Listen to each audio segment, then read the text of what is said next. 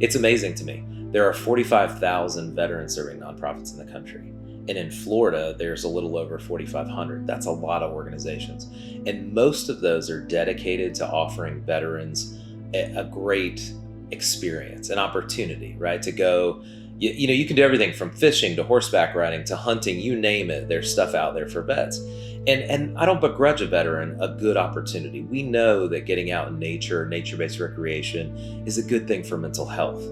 The real thing that I struggle with is when the veteran comes home from that hunting trip or that fishing trip or a concert or whatever it might be, how are they different? They have this opportunity where, oh, I had a wonderful time and for just a moment I felt human, or I was able to forget about my struggle, but then all that comes crawling back when they go to bed, the next night, and it doesn't help heal them. It just gives them a temporary pause.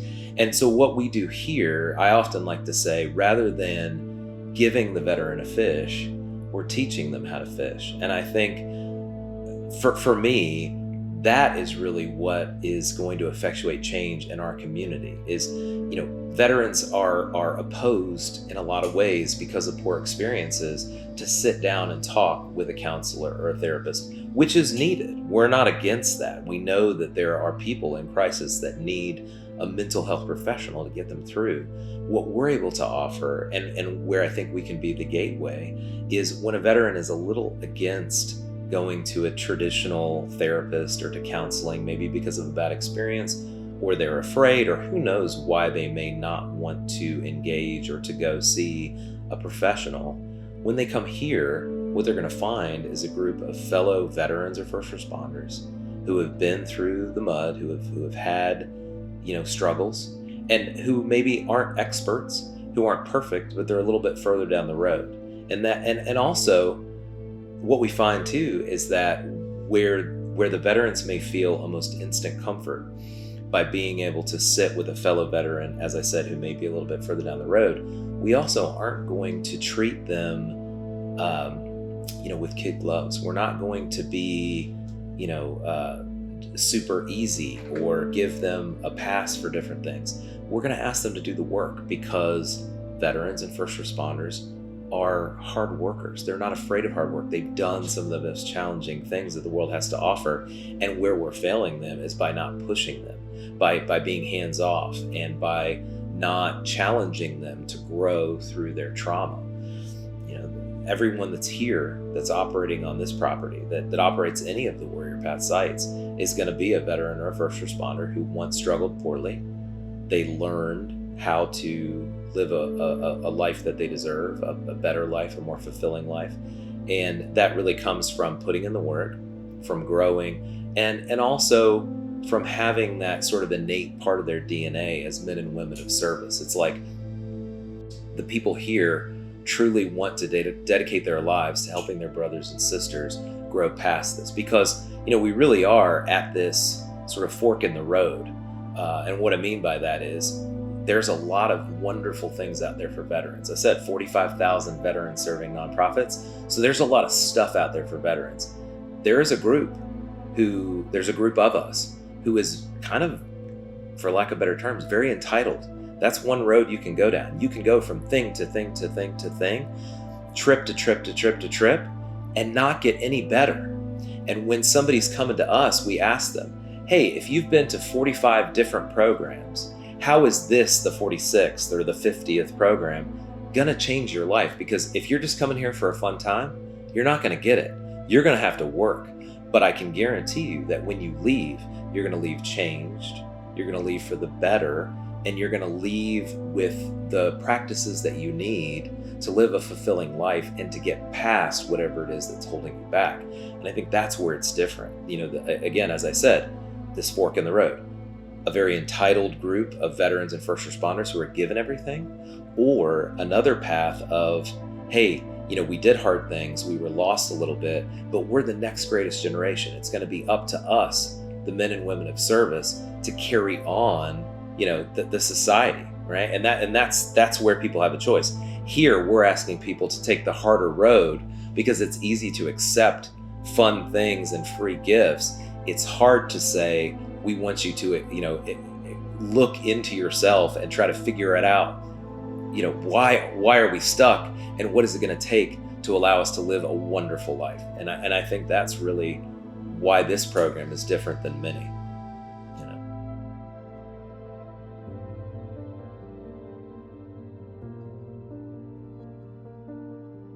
How would a family member describe you prior to attending Warrior Path?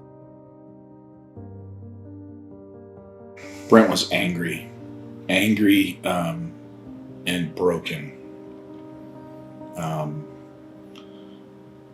hurt emotionally, broken physically, and anger was always his go-to emotion for sadness and loneliness and pain and all of the other. But his go-to emotion was anger. They would definitely say that I was grumpy, angry most of the time, secluded, that I didn't communicate with them, that I just locked myself away in my little room. I'd say that I was angry. I was full of rage, completely separated, unrecognizable. Just so much fury inside of me. So, still, attempting, but it was very obvious that I had given up. So, she would say that he's just a shell of who he used to be. She doesn't recognize me, just withdrawn, nowhere to go, and just riddled with shame and guilt. It'd be my wife. I think she would describe me as a lost soul, kind of a person that's created a humongous rut and can't get out of it. Struggling and keeps going in reverse and forward and reverse and forward, trying to get out of the rut, but the wheels just keep on spinning. And I could see the inside of him wanting to get out, but he just didn't know how. A big guy who's your dad and loves you and holds you, but yet slams doors around you. I believe she always knew she was safe, and she was safe physically, but from the other stuff, seeing the drinking and things like that, and how I didn't treat her mom very well, that had to be hard for her.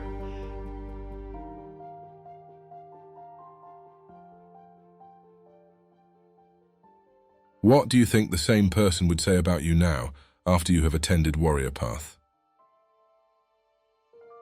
They've already said it. I spoke with them this morning in a video chat, and they both said, "Dad, you seem happier. You seem different. I feel lighter."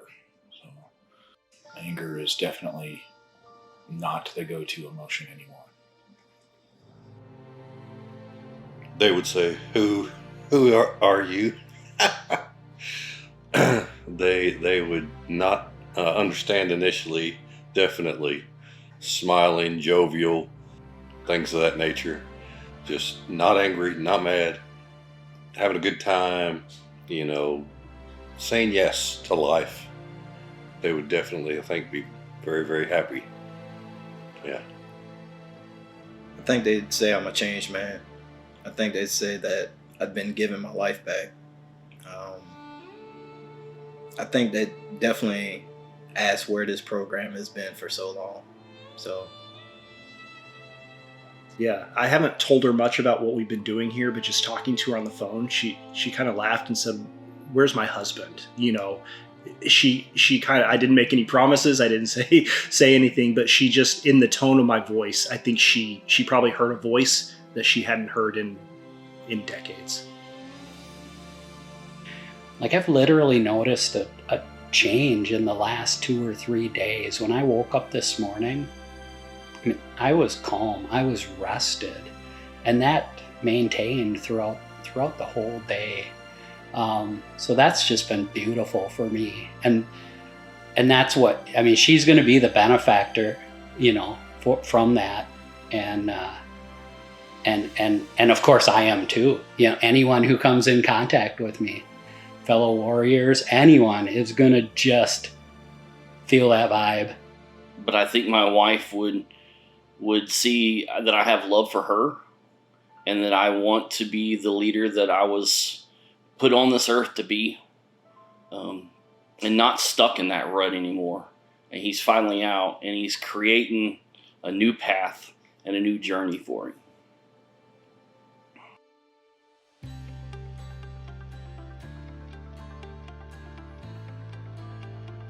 What would you say to someone who is hesitant to attend Warrior Path?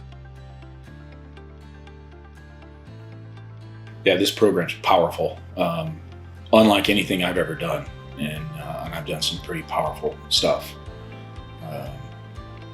The one event that we did this afternoon, and I think we did the similar event a couple days ago, broke me. Like that feeling of letting go of all that baggage and just dumping the past that doesn't matter. You've got to get here.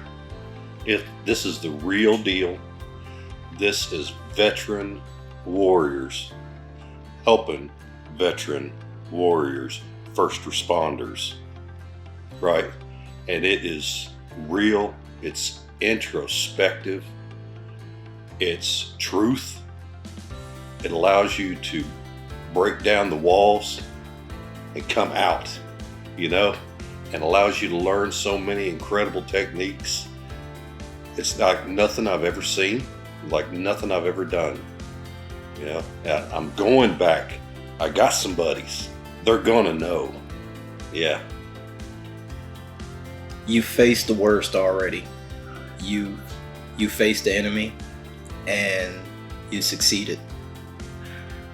This is just another challenge, and it's a challenge that is worth going into. So I would definitely advocate for anybody in my position or even close to my position to come to Warrior Path. It's what am I gonna say? You know, my best friend, he was in my platoon, suffers from PTSD, and he's struggling just like I was. I would tell him, just go, just show up. You don't have to worry about anything else. Just show up. It's gonna change your life. Is a life-changing event. You get your warrior back, and I finally got a stinking future, and not just gonna be in one space, in one spot, or anything forever. I've got a life, and I have a warrior path to follow. To really grab my brother and say, listen, man, you've got to do this. This is absolutely something that's imperative if you're really interested in looking forward. You know what? They're going to look at me. They're going to feel it. They're going to feel it more than the words I can tell them. It's a different feeling. You literally feel different. This has worked, and it's working, and I'm going to keep working it. It's good. Life is good. If I can help one veteran keep themselves from completing suicide because they have some hope, then my job's done. That's all I need to do. Because one is one too many. This is the Fire Team 7. We just finished the Warrior Path with Gratitude America. It is September of 2023.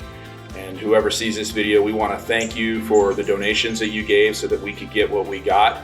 This week was extremely transformative. Not one of us is leaving here the same as we came in. Thank you to all the staff, thank you to all the instructors, and thank you to all the donors. There is no way we could have done what we did this week without you.